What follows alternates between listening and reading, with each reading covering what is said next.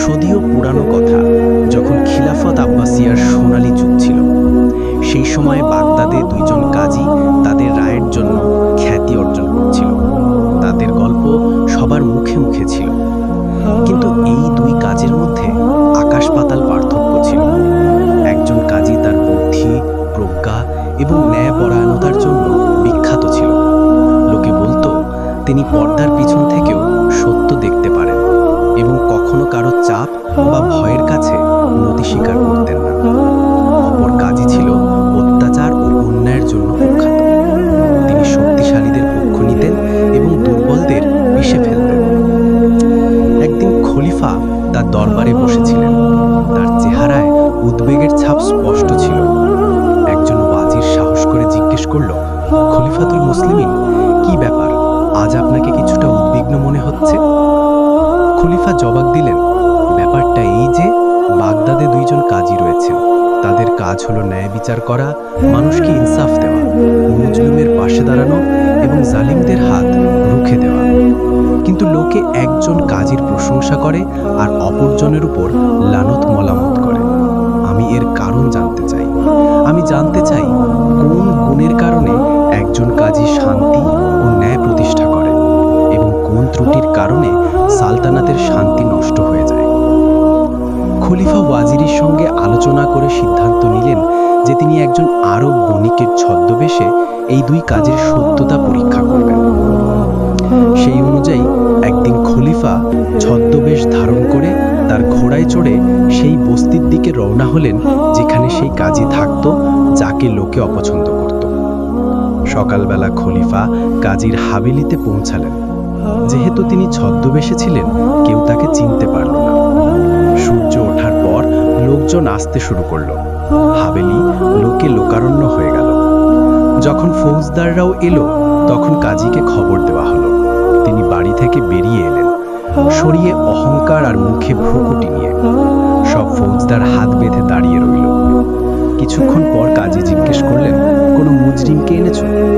জবাব এলো, 3 জন যুবক হাজির আছেন। কাজী বললেন, তাদের পেশ করো। এ কথা শুনে ফৌজদাররা 3 জন যুবককে টেনে হিঁচড়ে নিয়ে এলো। কাজী তাদের দেখে গর্জন করে বললেন, আমি এদের অনেক দিন ধরে খুঁজছিলাম। এরা সব মুফসিদ ও ফিতনা ছড়ানোর লোক। বাগদাদে খারাপ কাজে এদের তুলনা নেই। এদের মাথা কেটে ফেলা উচিত। এদের কাজই হলো মানুষকে বিভ্রান্ত করা। আজ এরা আমার হাতে ধরা পড়েছে, তাই এদের প্রকৃত শাস্তি দেব। তারপর কাজী হুকুম দিলেন, এদের ঝুলিয়ে এদের হাত পা বেঁধে দাও। তারপর প্রত্যেককে 40টা করে কোড়রা মারো। শাস্তি শেষ হলে কাজী হুকুম দিলেন, এই 3 জনকে কারাগারে পাঠিয়ে দাও। কাজীর এই কার্যক্রম চলছিল, তখন বাগদাদের 50-এরও বেশি সম্মানিত লোক হাভেলিতে এলো। তাদের মধ্যে বণিক ও উলেমারাও ছিল। তারা সবাই এই যুবকদের নির্দোষতা ও সততার সাক্ষ্য দিল এবং বলল, আপনার ফৌজদাররা ভুলবশত এই যুবকদের গ্রেপ্তার করেছে। এরা কখনোই মুজরিম নয়, এদের মুক্ত করে দেয়া হোক। কাজী তার জিদে অটল থাকলেন এবং তাদের কথা না মেনে বললেন, এই 3 জনকে নিয়ে গিয়ে কারাগারে পাঠাও। এরপর কাজী যে অহংকার নিয়ে এসেছিলেন, সেই অহংকার নিয়েই বাড়িতে ফিরে গেলেন। এই পুরো দৃশ্য দেখে খলিফা খুবই ক্ষুব্ধ ও রাগান্বিত হলেন, কিন্তু ধৈর্য ধরে দরবারের দিকে ফিরে গেলেন। পরের দিন খলিফা তার ঘোড়ায় চড়ে সেই বস্তির দিকে রওনা হলেন যেখানে ন্যায় বিচারের জন্য বিখ্যাত কাজী থাকত। দীর্ঘ সফরের পর তিনি শহরের দরজায় পৌঁছালেন। সেখানে তিনি একজন খোঁড়া ফকিরকে দেখলেন, যার ছেঁড়া কাপড় থেকে দারিদ্র্য ও অভাব ফুটে উঠছিল। খলিফা তার প্রতি দয়া পরিবেশন করে ঘোড়া থেকে নেমে তাকে কিছু মুদ্রা দিলেন। ফকির মুদ্রা নিয়ে ধন্যবাদ জানালো এবং তার জন্য দোয়া করল। খলিফা যখন আবার ঘোড়ায় উঠতে যাচ্ছিলেন, ফকির তার চাদর শক্ত করে ধরে বলল, হে সম্মানিত ব্যক্তি, আপনি আমার উপর উপকার করেছেন, তাই দয়া করে এটি পূর্ণ করুন। খলিফা অবাক হয়ে জিজ্ঞেস করলেন, তুমি কি আরো টাকা চাও? ফকির বলল, যদি আপনি আমাকে আপনার ঘোড়ায় চড়িয়ে শহরের বাজার পর্যন্ত পৌঁছে দেন, তবে এটি আপনার বড় উপকার হবে। খলিফা ফকিরের প্রতি দয়া দেখিয়ে তাকে ঘোড়ায় তুলে নিলেন। পথ চলতে চলতে ঘোড়া শহরের বাজারে পৌঁছে গেল, যেখানে চারদিকে বণিকরা জড়ো ছিল। বাজারে পৌঁছে খলিফা ফকিরকে বললেন, আমরা বাজারে পৌঁছে গেছি, এবার নেমে পড়ো, যাতে আমি আমার সফর চালিয়ে যেতে পারি। কিন্তু ঘোড়া থেকে নামার পরিবর্তে ফকির অবাক হয়ে খলিফার দিকে তাকিয়ে বলল, কি? আমি কি আমার ঘোড়া থেকে নেমে এটি তোমাকে দিয়ে দেব? এটা অসম্ভব। খলিফা বললেন, তুমি এ কি বলছো? এ ঘোড়া তো আমার। এভাবে কি নেকির প্রতিদান দেওয়া হয়? নেমে পড়ো। তখন ফকির জোরে চিৎকার করে লোকজন শোনাতে লাগলো, লোকজন, এই লোকটি আমার দুর্বলতার সুযোগ নিয়ে আমার ঘোড়া চুরি করতে চায়। লোকজন সেখানে জড়ো হয়ে খলিফাকে গালিগালাজ শুরু করল, কারণ তাদের চোখে তিনি একজন জোর জবরদস্তিকারী লোক মনে হচ্ছিল, যিনি এই মিসকিন লোকের কাছ থেকে ঘোড়া ছিনিয়ে নিতে চান। অনেক চেষ্টা করলেন যে ঘোড়াটি তারই, এমনকি কসমও খেলেন, কিন্তু একজন ব্যক্তি তাচ্ছিল্যের সুরে বলল, সব চোরই তোমার মতো কসম খায়। খলিফা লোকদের তিক্ত কথা শুনলেন, কিন্তু নিজেকে সংযত রাখলেন। তখন একজন এগিয়ে এসে বলল, যদি তোমরা দুজনে ঘোড়া নিয়ে ঝগড়া করছো, তবে কাজীর কাছে যাও, তিনি এই মামলার ফয়সালা করতে পারবেন এবং আসল মালিককে তা জানিয়ে দিতে পারবেন। খলিফা বললেন, আমি কাজীর কাছে যেতে প্রস্তুত, আমাকে সেখানের পথ দেখাও। ঘোড়া ফকিরও গর্বিত ভঙ্গিতে বলল, আমিও কাজীর কাছে যাব, যাতে তিনি আমার ঘোড়া আমাকে ফিরিয়ে দেন। তার ধারণা ছিল একজন ফকিরের কথা কাজীও তৎক্ষণাৎ মেনে নেবেন। খলিফা ঘোড়া নিয়ে চলতে শুরু করলেন, আর ফকির তার পিছনে বসে রইল। বাজারের শেষে খলিফা দেখলেন একজন ঘি বিক্রেতা একজন ক্রেতার হাত শক্ত করে ধরে আছে। ক্রেতার মুঠোয় টাকা ছিল এবং সে মুঠি শক্ত করে বন্ধ করে রেখেছিল। সে ব্যথায় চিৎকার করছিল, আর লোকজন তাদের চারপাশে জড়ো হয়েছিল। লোকদের দেখে ক্রেতা চিৎকার করে বলল, আমার হাত ছাড়ো, তুমি আমাকে কষ্ট দিচ্ছ। ঘি বিক্রেতার রাগত স্বরে বলল, আমি তোমার হাত ছাড়বো না যতক্ষণ না তুমি আমার টাকা ফেরত দিচ্ছ। ক্রেতা ব্যথায় চিৎকার করে বলল, এটা আমার টাকা, আমার হাত ছাড়ো, হাত ভেঙে যাবে। খলিফা এগিয়ে গিয়ে বিষয়টি জিজ্ঞেস করলেন। ঘি বিক্রেতা বলল, এই লোকটি আমার কাছে ঘি কিনতে এসেছিল, আমি তাকে 1 বর্তন ঘি ভরে দিয়েছিলাম। তারপর সে আমাকে 10 দিনারের মুদ্রা ছোট মুদ্রায় ভাঙতে বলল। আমি যখন মুদ্রাথলি খুললাম, তখন সে আমার সব টাকা ছিনিয়ে নিয়ে পালানোর চেষ্টা করলো, কিন্তু আমি তার হাত ধরে ফেলেছি। ক্রেতা বলল, হে সম্মানিত ব্যক্তি, এর কথায় বিশ্বাস করো না। আমি আমার থলি থেকে টাকা বের করেছিলাম, যাতে ঘির বদলে তাকে টাকা দিতে পারি, কিন্তু এই লোকটি আমার টাকা চুরি করতে চেয়েছিল এবং আমার হাত ধরে ফেলেছে। উপস্থিত সবাই তাদের কথা শুনে হতবাক হলো। একজন বলল, আমরা জানি না তোমাদের মধ্যে জালিম কে আর মজলুম কে। ভালো হয় তোমরা দুজনেই কাজী হারুনের কাছে যাও, তিনি এই মামলার ফয়সালা করতে পারবেন। খলিফা বললেন, আমরাও কাজীর কাছে যাচ্ছি, তোমরা দুজনেও আমাদের সঙ্গে চলো। এবার তারা 4 জন কাজীর দরবারের দিকে রওনা হলো। কাজীর দরবারের উঠোনে পৌঁছে তারা দেখল সেখানে আরও লোকজন তাদের পালার অপেক্ষায় ছিল। খলিফা দেখলেন একজন কৃষক এবং একজন আলিম একটি দাসীর সঙ্গে দাঁড়িয়ে আছে। দুজনেরই দাবি ছিল যে দাসীটি তার এবং সে তার পরিশ্রমের উপার্জন দিয়ে তাকে কিনেছে। খলিফা অবাক হয়ে ভাবলেন, এই 3টি জটিল মামলা এবং প্রতিটি আরেকটির চেয়ে কঠিন মনে হচ্ছে। দেখা যাক কাজী এগুলোর কি ফয়সালা করেন।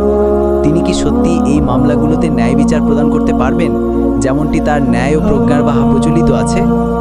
কিছুক্ষণ পর একজন খাদিম এলো। সে একটি মুসাল্লা বিছিয়ে তার উপর রেহেল রেখে কোরআন মজিদ রাখল। কিছুক্ষণ পর কাজী তার বাড়ির দরজা থেকে বেরিয়ে এলো এবং মুসাল্লায় দাঁড়িয়ে কয়েক রাকাত নফল নামাজ আদায় করল। এদিকে লোকজনও আসতে শুরু করলো এবং বেশ ভালো একটি জমায়েত তৈরি হলো। কাজী যখন তার নামাজ থেকে ফারেগ হলেন, তখন তিনি লোকদের সেবায় সালাম পেশ করলেন। ঠিক তখনই কাজীর দরবারের দরবারি উপস্থিত হলো এবং ঘোষণা করল, যার কোনো অভিযোগ বা সমস্যা আছে সে কাজীর দরবারে হাজির হোক। সবার আগে আলিম এবং কৃষক দ্রুত দাসী সহ কাজীর দরবারে প্রবেশ করল। তারপর ঘি বিক্রেতা ক্রেতার হাত ধরে প্রবেশ করল। সবশেষে খলিফা এবং ফকিরও দরবারে প্রবেশ করল। কাজী তৎক্ষণাৎ ঘি বিক্রেতার দিকে অবাক হয়ে তাকিয়ে বললেন, সাহেব, তুমি এই লোকটির হাত কেন ধরে রেখেছ? ঘি বিক্রেতা তার গল্প শোনাল। যখন ক্রেতা বাধা দেওয়ার চেষ্টা করল, কাজী ক্রেতাকে চুপ করিয়ে বললেন, যখন তোমাকে কথা বলতে বলা হবে তখনই বলবে। ঘি বিক্রেতা যখন তার কথা শেষ করল, কাজী তাকে জিজ্ঞেস করলেন, তোমার দাবি সমর্থনে কোনো সাক্ষী আছে? ঘি বিক্রেতা বলল, এটা কি যথেষ্ট নয় যে আমি নিজে এটাকে চুরি করতে দেখে ধরেছি? এরপর আমার আর সাক্ষীর কি প্রয়োজন? তারপর কাজী ক্রেতার দিকে তাকিয়ে বললেন, তোমার দাবির সমর্থনে কোনো সাক্ষী আছে? ক্রেতা বলল, আমার টাকা আমার মুঠোয় আছে, আমার কি সাক্ষীর প্রয়োজন? কাজী সাহেব, ইনসাফ কোথায়? কাজী জবাবে বললেন, তোমরা দুজনেই তোমাদের টাকা আমার কাছে রেখে যাও এবং কাল এসে ফয়সালা শুনে নাও। ঘি বিক্রেতা এবং ক্রেতা টাকা কাজীর টেবিলে রেখে চলে গেল। তারপর কাজী আলিম কৃষক এবং দাসীর দিকে তাকিয়ে বললেন, এবার তোমরা বলো, তোমাদের কি অভিযোগ? আলিম বলল, এই দাসীকে আমি আমার উপার্জন দিয়ে প্রায় 1 বছর আগে কিনেছিলাম, যাতে সে আমার এবং আমার স্ত্রীর সেবা করে। কিন্তু আজ এই কৃষক এসে দাবি করলো যে এই দাসী তার এবং গতকাল তার বাড়ি থেকে পালিয়ে এসেছে।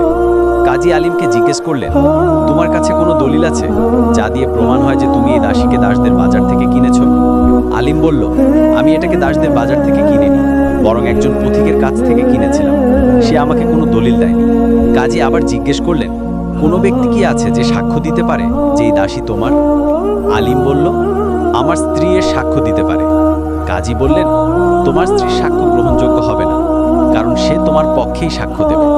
তারপর কাজী কৃষকের দিকে তাকিয়ে বললেন, তুমি কি দিয়ে প্রমাণ করবে যে এই দাসী তোমার মালিকানাধীন? কৃষক জবাব দিল, আমিও এটাকে একজন পথিকের কাছ থেকে কিনেছিলাম এবং সে আমাকে কোনো দলিল দেয়নি। কাজী তাকে জিজ্ঞেস করলেন, কোনো সাক্ষী আছে যে প্রমাণ করতে পারে যে এই দাসী তোমার? কৃষক বলল, আপনি এই দাসীর কাছেই জিজ্ঞেস করুন। কাজী জবাব দিলেন, দাসীর সাক্ষ্য গ্রহণযোগ্য হবে না, কারণ সে আজাদ নয়। এমনকি যদি সে আজাদ হতো, তবুও আমাদের একজন নয়, দুজন সাক্ষীর প্রয়োজন। যখন আলিম বা কৃষক কেউই সাক্ষী আনতে ব্যর্থ হলো, কাজী তাদের বললেন, তোমরা দুজনেই দাসীকে এখানে রেখে যাও এবং কাল এসো, যাতে আমি ফয়সালা করতে পারি যে এর আসল মালিক কে এবং কার দাবি মিথ্যা। আলিম এবং কৃষক দাসীকে রেখে চলে গেল। এরপর কাজী খলিফা এবং খোঁড়া ফকিরের দিকে তাকিয়ে বললেন, এবার তোমাদের মামলা কি? খলিফা তার গল্প শোনালেন, কিভাবে তার সঙ্গে ফকিরের দেখা হয়েছিল। তিনি তার উপর দয়া করেছিলেন, তাকে ঘোড়ায় তুলে নিয়েছিলেন, কিন্তু ফকির ঘোড়ার ওপর দখল জমিয়ে দাবি করল যে এটি তার ঘোড়া। খলিফা যখন তার কথা শেষ করলেন, কাজী ফকিরকে বললেন, এবার তুমি বলো, তার কথার জবাবে তোমার কি বলার আছে? ফকির খলিফার সব কথাকে মিথ্যা বলে অভিযোগ করল যে এই লোকটি তার শক্তির জোরে তার ঘোড়া ছিনিয়ে নিতে চায়। দুজনের কথা শুনে কাজী বললেন, ঠিক আছে, ঘোড়াটি আমাকে দাও এবং কাল ফিরে এসো, যাতে আমি এই মামলার ফয়সালা করতে পারি এবং জানতে পারি ঘোড়ার আসল মালিক কে। পরের দিন তারা সবাই কাজীর দরবারে হাজির হলো। কাজী ঘি বিক্রেতাকে বললেন, তোমার টাকা নিয়ে ফিরে যাও। তারপর ক্রেতার দিকে ইশারা করে সিপাহীদের বললেন, এই প্রতারককে 30টা কোড়াড়া মারো। যদি সে আবার এমন কিছু করে, তাকে কারাগারে পাঠিয়ে দাও। তারপর কাজী আলিমকে বললেন, তুমি তোমার দাসী নিয়ে বাড়ি ফিরে যাও এবং কৃষকের দিকে ইশারা করে বললেন, এই প্রতারককে 50টা কোড়া মারো। যদি সে আবার এমন কিছু করে, তাকেও কারাগারে পাঠিয়ে দাও। সিপাহীরা ক্রেতা এবং কৃষককে বাইরে নিয়ে গিয়ে কোড়া মারল। তারপর কাজী, খলিফা এবং ফকিরের দিকে তাকিয়ে বললেন, তোমরা কি 20টি ঘোড়ার মধ্যে তোমাদের ঘোড়া চিনতে পারবে? খলিফা বললেন, হ্যাঁ, আমি চিনতে পারবো। ফকিরও বলল, আমিও আমার ঘোড়াকে 1000 ঘোড়ার মধ্যে চিনতে পারবো। কাজী তার জায়গা থেকে উঠে বললেন, আমার সঙ্গে এসো। তিনি তাদের নিয়ে আস্তাবলের দরজায় পৌঁছালেন, যেখানে 20টিরও বেশি ঘোড়া ছিল। কাজী ফকিরকে বললেন, তুমি এখানে অপেক্ষা করো, আমি যখন ডাকবো তখন ভিতরে আসবে। কাজী খলিফাকে আস্তাবলে নিয়ে গিয়ে বললেন, ভিতরে যাও এবং তোমার ঘোড়া চিনে নাও। খলিফা আস্তাবলে প্রবেশ করে সোজা তার ঘোড়ার কাছে গিয়ে বললেন, এই আমার ঘোড়া কাজী সাহেব। কাজী খলিফাকে বাইরে অপেক্ষা করতে বললেন। তারপর ফকিরকে ভিতরে ডেকে বললেন, ভিতরে যাও এবং তোমার ঘোড়া চিনে নাও। ফকিরও সোজা সেই ঘোড়ার কাছে গিয়ে বলল, এই আমার ঘোড়া কাজী সাহেব। আমি বলেছিলাম আমি এটাকে 1000 ঘোড়ার মধ্যেও চিনতে পারবো। কাজী শান্তভাবে হেসে খলিফাকে বললেন, তুমি তোমার ঘোড়া নিয়ে যাও তাজি। তারপর সিপাহীদের বললেন, এই মিথ্যাবাদীকে 40টা কোড়া মারো। যদি সে আবার এমন কিছু করে, তাকে কারাগারে পাঠিয়ে দাও। খলিফা অবাক হয়ে কাজীকে জিজ্ঞেস করলেন, হে কাজী, তুমি কিভাবে বুঝলে যে ঘোড়াটি আমার? কাজী বললেন, এটা অভিজ্ঞতা এবং পর্যবেক্ষণের কৃতিত্ব। খলিফা জিজ্ঞেস করলেন, সেটা কিভাবে কাজী সাহেব? তিনি জবাব দিলেন, তুমি যখন আস্তাবলে প্রবেশ করলে, ঘোড়াটি তোমার দিকে তাকিয়ে শেষাধ্বনি করল, গলা তোমার দিকে ঝুঁকালো, অর্থাৎ খুশি প্রকাশ করল। কিন্তু ফকির যখন ঘোড়ার কাছে গেল, ঘোড়াটি ফসফস করল এবং তার প্রতি ঘৃণা প্রকাশ করল। এটি থেকে স্পষ্ট হলো যে তুমিই ঘোড়ার আসল মালিক। খলিফা জিজ্ঞেস করলেন, তুমি কিভাবে বুঝলে যে ঘি বিক্রেতাই টাকার আসল মালিক, ক্রেতা নয়? কাজী জবাব দিলেন, আমি রাতে 1 গ্লাস পানিতে সেই মুদ্রাগুলো ডুবিয়ে রেখেছিলাম। সকালে দেখলাম পানির উপর ঘিয়ের একটি স্তর জমে গেছে। কারণ ঘি বিক্রেতার কাজ তৈলাক্ত জিনিস নিয়ে, তাই তার হাত থেকে মুদ্রায় ঘি লেগেছিল। এটি প্রমাণ করল যে মুদ্রার আসল মালিক ঘি বিক্রেতাই। খলিফার বিস্ময় আরও বেড়ে গেল। তিনি জিজ্ঞেস করলেন, তুমি কিভাবে বুঝলে যে আলিমি দাসীর আসল মালিক, কৃষক নয়? কাজী জবাব দিলেন, এটা অভিজ্ঞতা ও পর্যবেক্ষণের কৃতিত্ব। আমি সকালে দাসীকে দেখে বললাম, আমার জন্য দোয়াত ভরো। আমি আমার স্ত্রীকে বললাম দূর থেকে তার কাজ দেখতে। দাসী দোয়াত ধুয়ে পরিষ্কার করল এবং দক্ষতার সঙ্গে তাতে কালি ভরল। এক ফোঁটা কালিও মাটিতে পড়তে দেয়নি। এটি থেকে আমি বুঝলাম যে সে এই কাজে পারদর্শী এবং নিশ্চয়ই আলিমের সঙ্গে থাকে। খলিফা খুশি হয়ে হেসে বললেন, হ্যাঁ, তুমিই সেই ব্যক্তি যিনি তোমার বোধশক্তি, প্রজ্ঞা এবং উৎকৃষ্ট পর্যবেক্ষণ ব্যবহার করে মানুষের মধ্যে ন্যায় প্রতিষ্ঠা করো। কাজী বিনয়ের সঙ্গে জবাব দিলেন, আমার কি কৃতিত্ব সাহেব, এটা আল্লাহর তৌফিক। এরপর খলিফা তার আসল পরিচয় প্রকাশ করে বললেন, আমি এই দেশের খলিফা। তোমার ন্যায় বিচার ও প্রজ্ঞার অনেক খ্যাতি শুনেছিলাম, তাই আমি নিজে এসে তা পর্যবেক্ষণ করতে চেয়েছিলাম। আমি যা শুনেছিলাম তার চেয়ে অনেক বেশি পেয়েছি। এখন যা চাও মাঙ্গো, আমি তা তোমাকে দেব। কাজী জবাবে বললেন, হে খলিফাতুল মুসলিমিন, ন্যায় বিচার প্রতিষ্ঠাই আমার আসল পুরস্কার। এই কথা শুনে খলিফা অপর কাজীর ওপর লানত পাঠিয়ে বললেন, আফসোস, সেই অভিশপ্ত লোকটি 3 জন নির্দোষ যুবকের ওপর অত্যাচার করেছে এবং তাদের কারাগারে পাঠিয়েছে। এরপর খলিফা তৎক্ষণাৎ সেখান থেকে রওনা হলেন এবং দরবারে পৌঁছে হুকুম দিলেন যে জালিম কাজীকে তৎক্ষণাৎ বরখাস্ত করা হোক এবং 3 জন নির্দোষ যুবককে মুক্ত করা হোক। তারপর কাজী হারুনের সম্পর্কে বললেন, আল্লাহর শুকরিয়া যে আমার সালতানাতে এমন একজন কাজী আছে। খলিফা কাজী হারুনের জন্য হুকুম জারি করলেন যে বরখাস্ত কাজীর পদও তার হাতে দেওয়া হোক এবং তাকে পুরস্কার ও সম্মানে ভূষিত করা হোক।